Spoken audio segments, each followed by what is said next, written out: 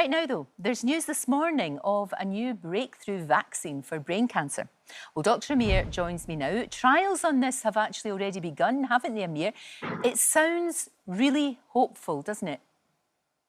Morning, Lorraine. Yeah, it is hopeful. It's good news from the University of Florida. It's a vaccine to treat an aggressive type of brain tumour called a glioblastoma. Now, you may well have heard of that. It was the type of brain tumour that sadly the wanted singer Tom Parker died from. And it's really aggressive. People who are diagnosed with this type of cancer live on average 15 months or less after diagnosis.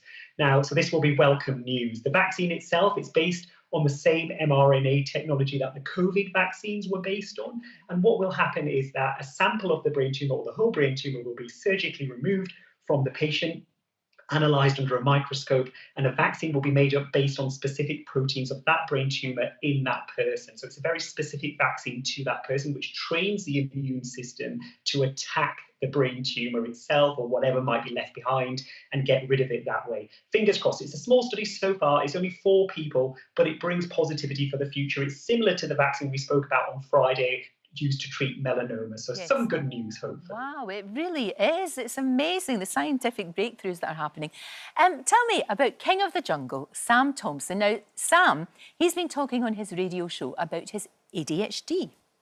How's it like having ADHD? And because I do have ADHD too. I think it's a superpower, Thomas. I think it's a complete and utter superpower. A massive thing, Thomas, and this is probably the best advice I can give you, is find something that you absolutely adore and put all of that ADHD into it, because you will succeed in, Thomas, I'm being serious here, mate, you will succeed in anything you do if you enjoy it.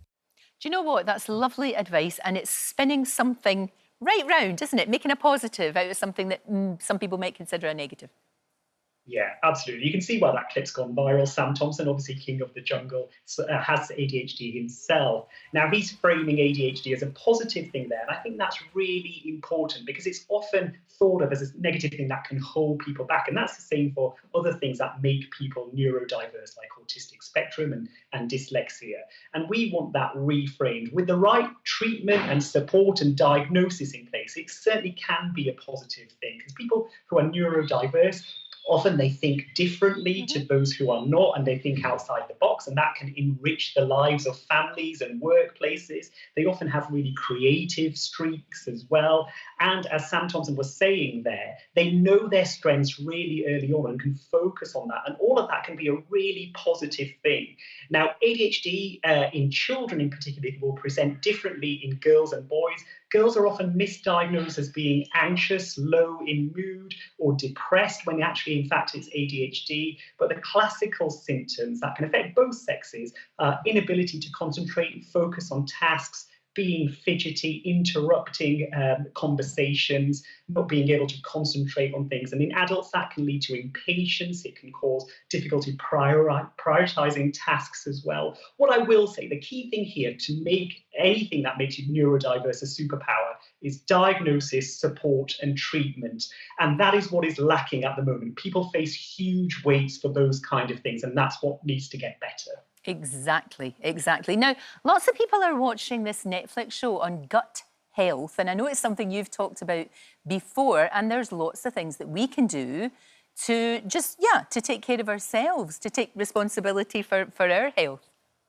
Yeah, it's called Hack Your Health. It's on Netflix. Almost 4.5 million people have already watched it. And people often might think about gut health and think, oh, God, I have to drink kombucha and have fermented products and all of this. And it sounds very expensive and inaccessible, but it doesn't have to be. My top 5 tips for accessible, good gut health are eating a diverse diet rich in plants, because the plants contain fiber, which feed your good gut bacteria, which then improve your overall health. Drinking water sounds really simple. Water is essential for digestion, but it also helps speed up the movement of poo outside, so you poo more frequently, and that improves the turnover of good bacteria in your gut. Don't forget spices. Spices are generally plants. They contain something called plant polyphenols, which are really good for your gut health as well, and make food so much tastier. Now, yogurt is key. Now, yogurt is fermented, it contains live bacteria, but when you are getting yogurt, make sure you get authentic Greek yogurt, because that has the bacteria in it, it's been strained, and it's really authentic. Don't get Greek-style yogurt. Greek-style yogurt it may look and taste the same, but it has lots of additives in it that don't make it good for your gut health. Right. And then my last tip is, don't overuse antibiotics, because they can kill your good bacteria as well as the bad ones as well. And if you see your GP and you've got a viral infection and they say you don't need antibiotics, believe them, because they're doing it not just, we don't want antibiotic resistance, but it's good for your gut health not to take antibiotics when you don't need them. Exactly. Now, look, I am very surprised by this, Amir, that many people are still using sunbeds, despite the fact that we know the risks. But I honestly thought that they'd gone. Yeah, so did I, Lorraine. I was really surprised by this. So according to this survey, almost over a quarter, of adults are still using sunbeds, particularly young adults. And what's really surprising is 38% of them don't know that sunbeds are bad for them.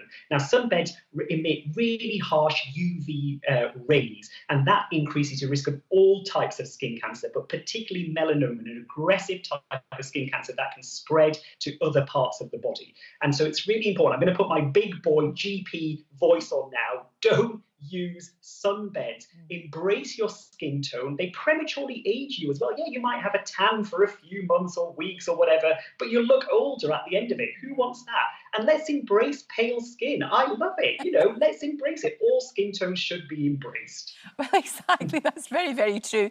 Not just our skin, though, we need to protect. It's our eyes as well.